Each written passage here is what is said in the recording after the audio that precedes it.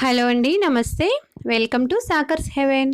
ఈరోజు మనం ఈ వీడియోలో వూలు తోటి హ్యాండ్ బ్యాగ్స్ ఇంకా స్లింగ్ బ్యాగ్స్కి హ్యాండిల్ ఎలా అల్లుకోవాలో చూద్దామండి. ఫస్ట్ నేను ఇక్కడ వూల్ తీసుకొని బేసిక్ స్లిప్ నాట్ వేసుకుంటున్నాను. నేను ప్రీవియస్గా వేరే మోడల్లో ఈజీ మెథడ్లో చూపించాను కదా, ఇక్కడ ఇలా కూడా వేసుకోవచ్చు. ఫస్ట్ స్లిప్ నాట్ వేసేసుకున్న తర్వాత మనము 3 చైన్స్ అల్లుకోవాలి. 1 2 3 చైన్స్ వేసేసుకున్న తర్వాత మనం చైన్ అల్లుకున్న లాస్ట్ రింగ్ ఉన్నది కదండి, దాని నుంచి ముందు ఒక చైన్ వదిలేసేయాలి. దాని ముందు చైన్కి మనము నీడిల్ని ఈ విధంగా లోపలికి పోనివ్వాలి. అంటే మనకి ఇక్కడ కరెక్ట్గా మిడిల్ చైన్ అవుతుంది. మిడిల్ చైన్ లోపలికి నీడిల్ని పోనిచ్చేసి ఆ విధంగా ఒక రింగ్ లాగా ఫామ్ చేసేయండి. తర్వాత దాని ముందు ఉన్న చైన్ లోపలికి కూడా నీడిల్ని పోనించి థ్రెడ్ని ఇలా పైకి లాగేయండి. ఇప్పుడు మనకి నీడిల్ మీద 3 రింగ్స్ ఉన్నాయి కదా, ఫస్ట్ 2 రింగ్స్ని ఈ విధంగా నీడిల్లోంచి బయటకు తీసేసి ఆ ఫింగర్స్ తోటి అలా పట్టుకోండి. మనం వదిలేసినట్లయితే అది బ్యాక్ వెళ్ళిపోతాయి. తర్వాత మనకి నీడిల్ మీద ఉన్న రింగ్ తోటి ఒక చైన్ అల్లేసేయండి. నెక్స్ట్ మనం పట్టుకున్న 2 రింగ్స్లోంచి ఒక రింగ్ వదిలేసి దాని నుంచి కూడా ఒక చైన్ అల్లుకోవాలి. నెక్స్ట్ మనకి లాస్ట్లో ఇంకొక రింగ్ ఉంది కదా, దాని లోపలికి కూడా నీడిల్ని పోనించి ఈ విధంగా థ్రెడ్ని పైకి లాగేసేయండి. ఇప్పుడు సేమ్ మళ్ళీ మనకి నీడిల్ మీద 3 రింగ్స్ ఉన్నాయి. సేమ్ ప్రాసెస్లో మనము ఫస్ట్ 2 రింగ్స్ని నీడిల్ నుంచి బయటకు వదిలేసేసి ఆ ఫింగర్స్ తోటి అలా పట్టుకోండి, వెనక్కి వెళ్ళిపోకుండా. ఇప్పుడు మనము నీడిల్ మీద ఒక రింగ్ ఉన్నది కదా, దాంతో ఒక చైన్ అల్లుకోవాలి.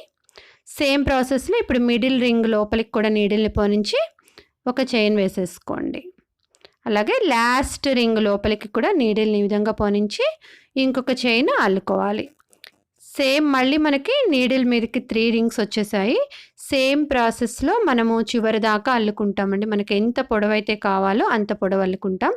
సేమ్ మళ్ళీ 2 రింగ్స్ని ఫస్ట్ ఉన్న 2 రింగ్స్ని వదిలేసి లాస్ట్ రింగ్కి ఒక చైన్ అల్లుకోవాలి. ఇప్పుడు దాని ముందు ఉన్న రింగ్కి ఇంకొక చైన్ అల్లుకోవాలి. నెక్స్ట్ లాస్ట్లో ఉన్న రింగ్కి ఇంకొక చైన్ అల్లుకోవాలి. మనం ఈ ప్రాసెస్లో అల్లినట్లయితే మనకి హ్యాండిల్ కూడా బాగా థిక్గా వస్తుంది, మనకి ఎక్కువ వెయిట్ కూడా ఆపుతుంది. సేమ్ ప్రాసెస్లో మనము చివరి దాకా అల్లేసుకోండి. హ్యాండిల్ మొత్తం కూడా మనకి ఈక్వల్ సైజులో వస్తుంది. ఇంకా మనకి ఇది ఎలాస్టిక్ నేచర్ ఉంటుంది, అందువల్ల మనకి అల్లుకునేటప్పుడు మనకి రిక్వైర్డ్ సైజ్ కన్నా కూడా కొంచెం హైట్ తక్కువకే అల్లుకోండి.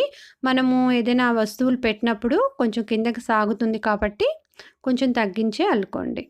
సేమ్ ప్రాసెస్లో ఇక్కడ ఫస్ట్ 2 రింగ్స్ని మనం బయటకు వదిలేస్తున్నాము. దాన్ని ఫింగర్స్తో పట్టుకొని ఒక్కొక్క దాంట్లోకి ఒక్కొక్క చైన్ విడివిడిగా వేసుకోవాలి.